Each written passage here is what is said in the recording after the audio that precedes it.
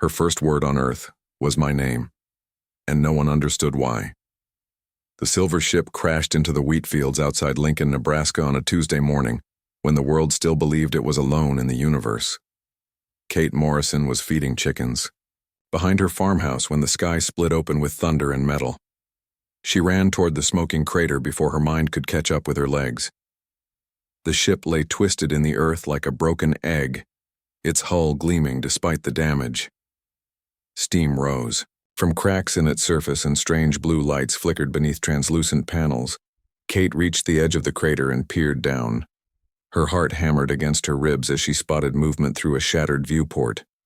A pale hand pressed against the glass from inside, followed by a face that made her breath catch. The woman inside the ship had skin like moonlight and eyes that shifted color from silver to deep blue. Her hair floated around her head as if she moved through water rather than air. When their eyes met through the broken glass, the alien woman smiled. The viewport cracked open with a hiss. The alien woman climbed out slowly, her movements graceful despite obvious injuries. She wore a suit that seemed made of liquid metal, flowing and changing as she moved. Her feet touched the earth and she stumbled. Kate reached out to steady her. The moment their skin touched, Kate felt electricity shoot up her arm. The alien woman looked directly into her eyes and spoke her first word on Earth. Kate, not hello or help or any sound that might be expected. The alien woman said Kate's name with perfect pronunciation, as if she had been practicing it for years. Kate staggered backward, her mind reeling. "How do you know my name?" she whispered. The alien woman tilted her head, studying Kate with those color-changing eyes. She opened her mouth to speak again, but only managed broken sounds. Her throat worked as if remembering how to form words. Her hand pressed to her chest, and she pointed at Kate. "Kate, Kate," she repeated and smiled. Before Kate could ask more questions, she heard vehicles approaching. Military trucks roared across the wheat field, kicking up clouds of dust. Kate looked at the alien woman, who suddenly appeared frightened. Her eyes darted toward the approaching vehicles, then back to Kate. "Hide," she said clearly this time. Then stumbled. Kate made a split-second decision that would change everything. She grabbed the alien woman's arm and pulled her toward the old storm cellar. Behind the farmhouse, they made it inside, just as the first trucks crested the hill. In the darkness of the cellar, Kate could hear the alien woman's labored breathing. She fumbled for the flashlight she kept on the shelf. The beam illuminated the strange woman who sat hunched against the stone wall. "What are you?" Kate whispered. The alien woman looked up, and for the first time, Kate saw fear in those shifting eyes. "Human," she said slowly, as if the word was foreign. "Like you, but not above them."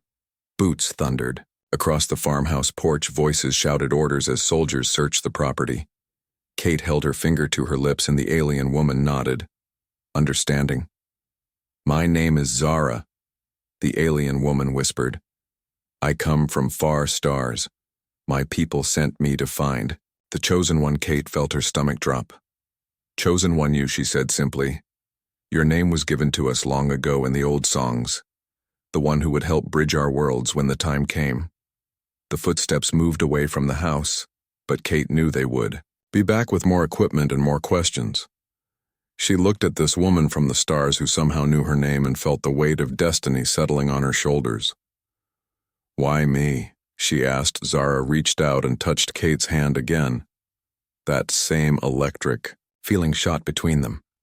But this time Kate saw flashes of images, a dying planet with purple skies, ships fleeing into space, a council of beings pointing at star maps. The image of Earth glowing blue and green in the darkness. "Your world calls to," Azara explained.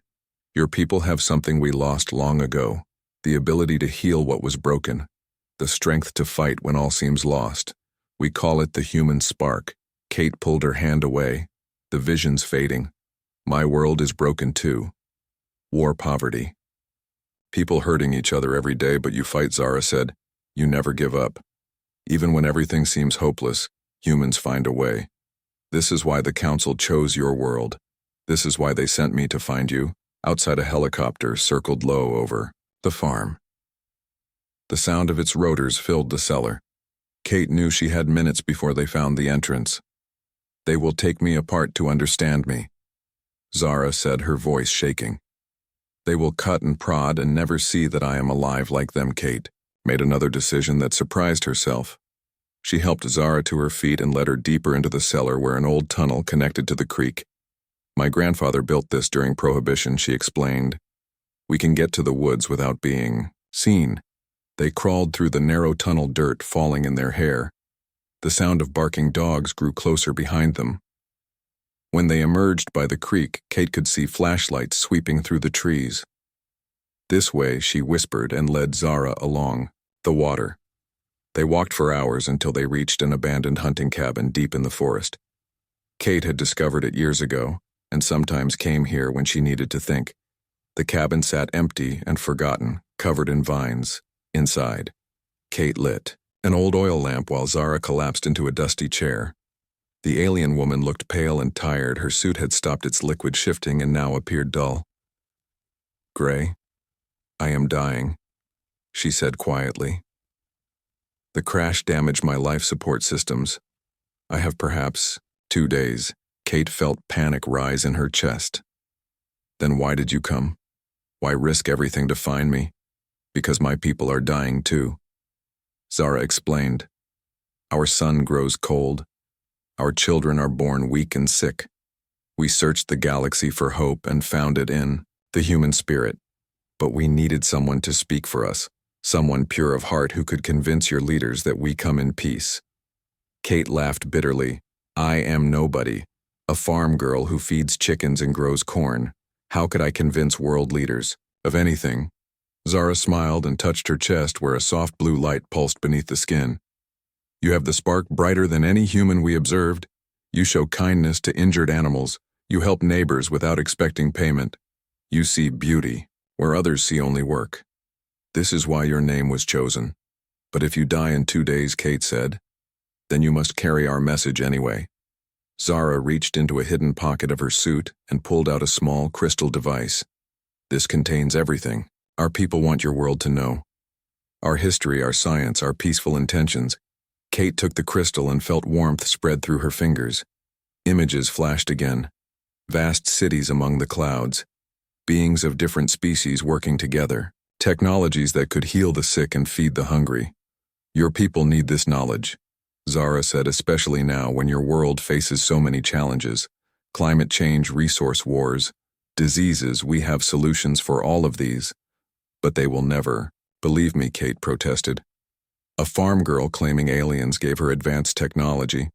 Then find those who will believe, Zara said. There are good people in your government, scientists who dream of the stars, doctors who want to heal rather than harm. Start with them. Over the next day, Kate listened as Zara shared stories of her dying world. She learned about the Great Flight when billions of beings left their cooling planet in search of new homes. Most went to distant galaxies, but Zara's people chose to approach humanity. We could have taken what we needed by force, Zara explained. We have weapons that could level your cities. But we believe that would poison any gift we received. The human spark cannot be taken, only freely given. On the second night, Zara's breathing became labored. The blue light under her skin flickered like a dying bulb. Kate held her hand as the alien woman struggled to speak. Tell them, she whispered. Tell them we came as friends. Tell them the universe is vast and lonely, but it does not have to stay that way. Kate felt tears on her cheeks. I promise. When morning came, Zara was gone. Her body had dissolved into particles of light that drifted away on the wind, leaving only the crystal device as proof she had ever existed. Kate walked back to her farm to find it surrounded by government vehicles. Men in black suits questioned her for hours, but she told them nothing about Zara. She claimed she had been knocked unconscious by the crash and remembered nothing. Days passed, then weeks. Kate kept the crystal hidden and tried to return to normal life. But normal felt impossible now. She had seen wonders beyond imagination and made a promise to a dying friend. Finally, she contacted Dr. Lisa Hayes, a professor at the State University who studied astronomy. Kate had read about her work searching for signs of alien life. If anyone might believe her story, it would be someone who already hoped it was true. They met at a coffee shop in town.